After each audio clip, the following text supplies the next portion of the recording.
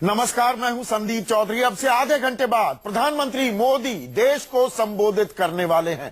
52 दिन का कष्ट झेलने के बाद, यज्ञ तपस्या करने के बाद देशवासियों को, भारतवासियों को, आपको, मुझको, हम सबको क्या सौगात दे सकते हैं प्रधानमंत्री मोदी, इस पर हम चर्चा कर रहे हैं। लेकिन आज सबसे बड़ा सवाल जो मैं उठाने जा रहा हूं, काले धन पर नकेल कसने के लिए नोटबंदी हुई, लेकिन नोटों में काला धन महज 6% है हमारी अर्थव्यवस्था में। ये प्रधानमंत्री भी जानते हैं। तो काले धन पर मुकम्मल नकेल कसने के लिए क्या एक और सर्जिकल स्ट्राइक की घोषणा भी हो सकती है?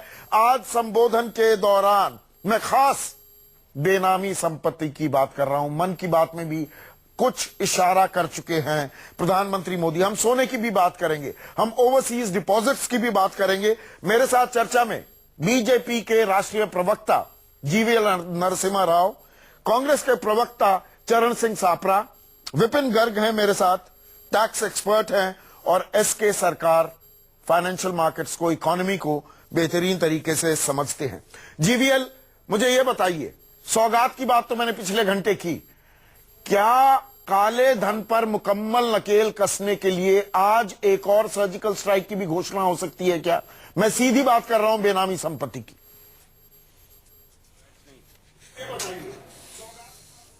संदीप, आवाज नहीं आ रही है आपकी।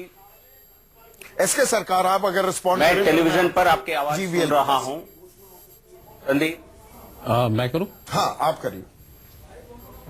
नहीं, प्रधानमंत्री जी तो ऑलरेडी इसका इंडिकेशन तो दे ही चुके हैं कि वो जो है जो प्रॉपर्टी है, जो जिस पे जो है काला धन काफी है भी उसके अंदर, और कैश में तो उतना नहीं होगा। कैश में तो कहते हैं कि 6% ही है। 6 में से भी, बल्कि अगर आप देखेंगे बिलियन को अगर हटा देंगे तो 3.5% है। तो वो कैश से, तो मेरे ख्याल से कैश और ब्लैक मनी को इक्वेट करना, मेरे ख्याल से वो तो बात सही नहीं है। पर पैसा जो है जरूर है कि आपके जो रियल एस्टेट में हो गया या आपके जो प्रॉपर्टी में है, वहां पे जरूर जो है पैसा जरूर फंसा हुआ है। पर उस पैसे को तो आप निकालेंगे तो मेरे को ये नहीं समझ आ रहा कि कैसे निकालेंगे। अब ये हो सकता है कि अगर बेनामी प्रॉपर्टीज हो तो उसके शायद चांसेस हो कि वो कानून तो है, उसको कभी इंप्लीमेंट नहीं किया गया है। ये हाँ, कभी नहीं किया गया। तो अब तो उसको कह रहे हैं कि हम उसको लागू करेंगे। 1988 का ये है कानून। उसके बाद जो है उन्होंने उसके करेक्शंस वगैरह किए हैं, तो नवंबर में जो किए हैं, तो उसके हिसाब से उसको अब वो अगर लागू करना चाहें तो उसको लागू कर सकते हैं। पर वो तो एक नॉर्मल प्रोसेस है। उसमें जो है कि आप ये समझें कि ये एक जो है एकदम से जो है बड़ा सर्जिकल स्ट्राइक हो जाएगा, वो मैं नहीं समझता हूँ कैसा होने से। देखिए, इस विषय में एक बात मैं आपको बताऊं कि 1988 का ये बेनामी प्रॉपर्टी का लॉ है। उस समय 2 कानून एक साथ आए थे। प्रिवेंशन ऑफ करप्शन एक्ट, ये भी 1988 में आया था, और बेनामी ट्रांजैक्शन का एक्ट भी 1988 में आया था। ये भी जब मैंने सोचा तो मुझे लगा उस समय शायद जिसने भी इसको प्रपोज किया होगा, टेक्निकल कमेटी ने, जिसने भी किया होगा, बड़ा सोच समझ के किया होगा कि sir prevention of corruption act ला रहे हो तो आप कभी भी कन्विक्ट नहीं कर पाओगे, पैसा भी नहीं आ पाएगा, क्योंकि किसी भी पॉलिटिशियन के नाम में तो कोई प्रॉपर्टी हो ही नहीं। तो जाहिर सी बात है, साथ में वो लेकर के आए थे बेनामी ट्रांजैक्शन, बेनामी property act. But for all the reasons, पता नहीं क्या रीजंस रहे होंगे, वो 88 का कानून कभी नोटिफाई नहीं हुआ, रूल नोटिफाई नहीं हुई, अथॉरिटी नोटिफाई नहीं हुई। तो हमें तो यही समझ में आता है उसको कोई तो अगला निशाना, काले धन को अगर रोकना है, काले धन को बाहर निकालना है अर्थव्यवस्था में, जो कारगुजारी कर रहे हैं उनको कड़ी सजा देनी है, तो अगला निशाना नोटबंदी के बाद तो बेनामी संपत्ति ही है ना। बेनामी संपत्ति। और इसमें एक बात और जोड़ना चाहता हूं, ये केवल काला धन और ब्लैक मनी की बात नहीं है। जब आप बेनामी संपत्ति और साथ में करप्शन की बात करते हैं तो आप रेड मनी की बात कर रहे हैं। इसका जो ग्रीवेंस है और इसका जो वेट है वो ब्लैक मनी से बहुत ज्यादा है। ब्लैक मनी में तो आपका सोर्स लेजिटिमेट है, सोर्स संवैधानिक है, लेकिन आप जब बेनामी संपत्ति और करप्शन की बात करते हैं तो उसका सोर्स आपका इलेजिटिमेट है, गैर कानूनी। जीवीएल, मैं आपसे जो सवाल पूछना चाह रहा था, हम रिटर्न गिफ्ट की तो उम्मीद कर रहे हैं, लेकिन जो नोटबंदी की मेन रीजन था वो था काले धन पर नकेल कसना।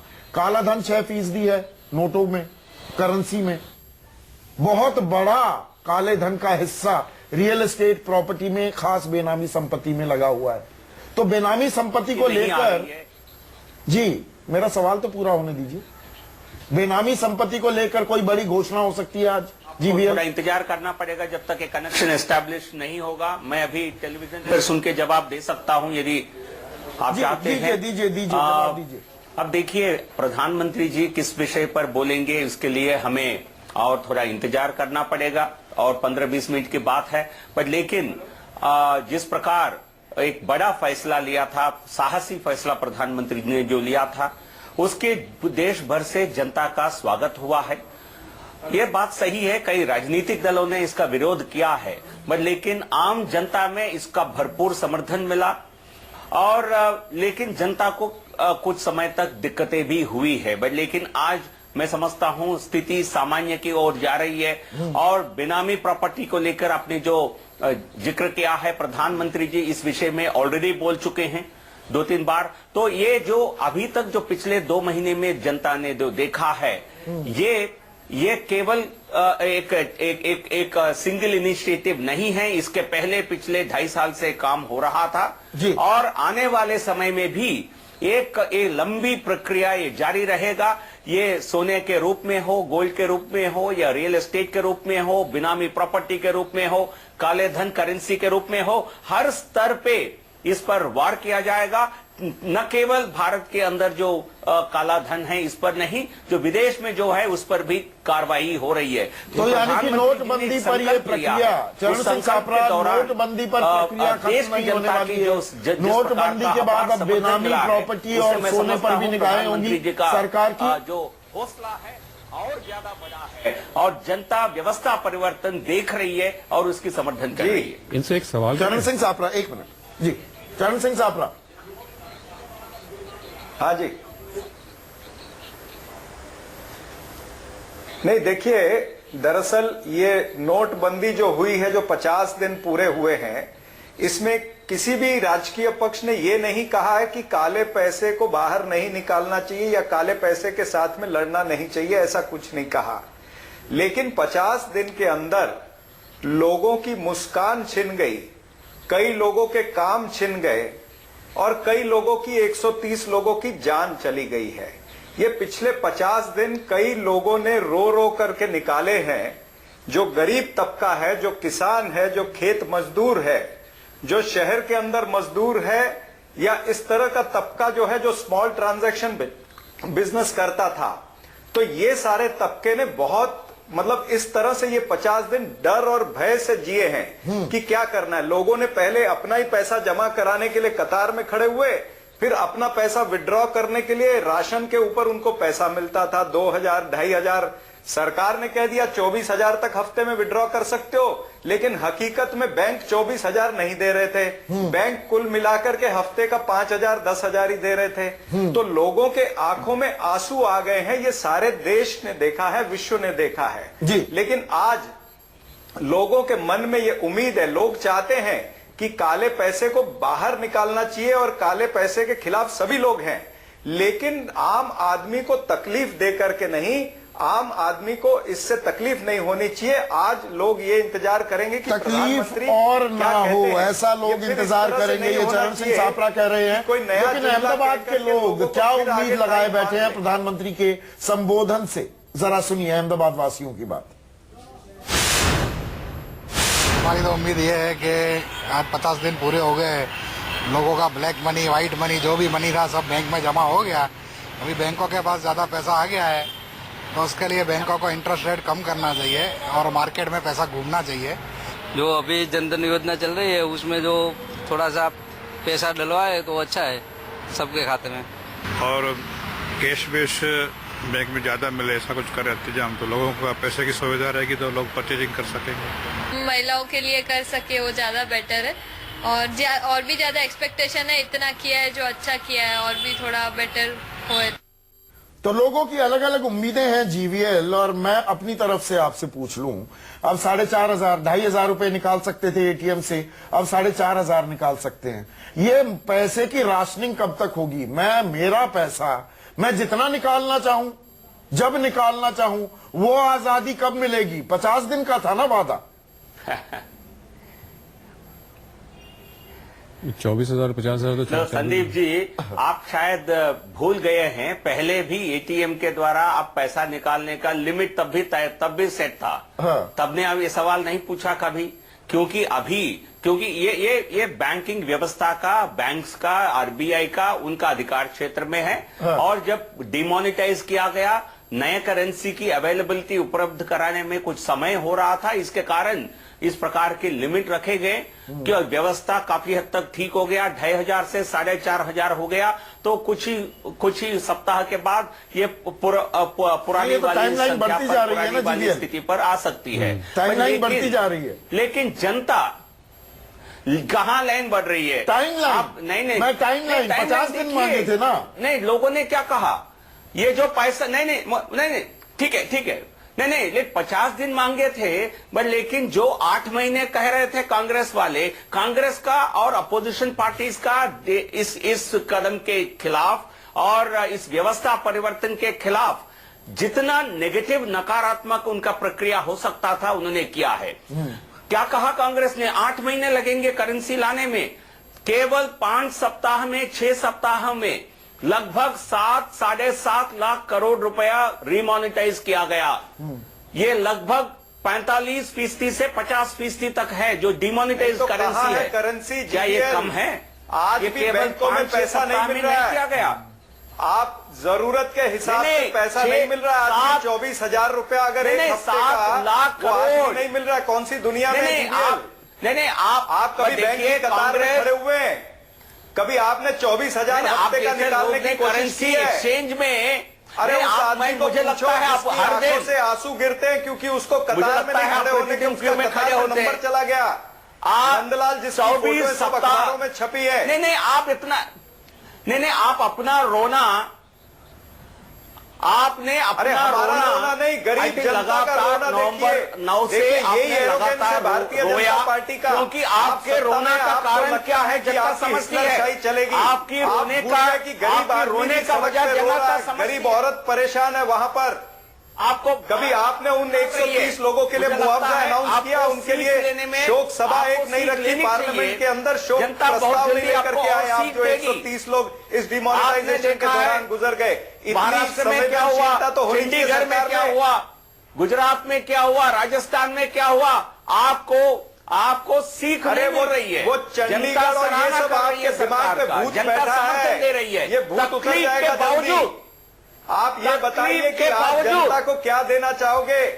जो विड्रॉल लिमिट आप बढ़ा नहीं रहे हो, तो पैसा है अगर बैंक में पड़ा तो उसके ऊपर 18% इंटरेस्ट नरेंद्र मोदी देंगे। जाएगा जब जो कुछ सीट, जो कुछ 50 दिन के अंदर आपके पास बचा है, निर्णय आपने बदले हैं, तभी आप होश में आएंगे। आरबीआई की आज भी होश में नहीं है, उसके ऊपर आज क्वेश्चन मार्क हो गया है। नहीं, ठीक है, आरबीआई की ऑटोनॉमी के ऊपर क्वेश्चन मार्क हो गया है। आप प्रधानमंत्री मनमोहन सिंह को विश्वसनीय कहां रहने दिया? आप प्रधानमंत्री मनमोहन सिंह को कठपुतली कर दिया। थोड़ा विश्वास ये हो गई। प्रधानमंत्री जीवीएल चरण सिंह सापरा, जीवीएल और चरण सिंह सापरा, ये काफी हो गई तू में। आप दोनों से एसके सरकार, मेरे यहाँ पर मेहमान है स्टूडियो में, एसके सरकार, आप दोनों से एक सवाल पूछना चाह रहे हैं। एसके सरकार, मेरा एक छोटा सा सवाल है, मैं एक आम नागरिक के हिसाब से आपसे सवाल कर रहा हूं कि हर चीज में हम प्रधानमंत्री का क्यों इंतजार करते हैं कि वो कोई अनाउंसमेंट करेंगे? क्या आपके पार्टी में डिस्कशंस नहीं होती हैं? आपके पार्टी की इंटेलिजेंस नहीं है? वो नहीं देखती है कि कहां काला धन है, कहां पे हमें फोकस करना चाहिए? ये चीजें आपके यहाँ डिस्कशंस नहीं होती हैं क्या सिर्फ जो है प्रधानमंत्री जी आएंगे सामने और आके बताएंगे कि ये अब होने वाला है? हम इस चीज का, हम उस दिन का क्यों इंतजार करते हैं? ये एक कंटिन्यूअस प्रोसेस क्यों नहीं होता है आपके यहाँ? नरसिम्हा, जीवीएल, एक छोटा सा जवाब चाहूंगा, फिर मुझे संतोष गंगवार क्या कह रहे हैं वो भी सुनाना है दर्शकों को।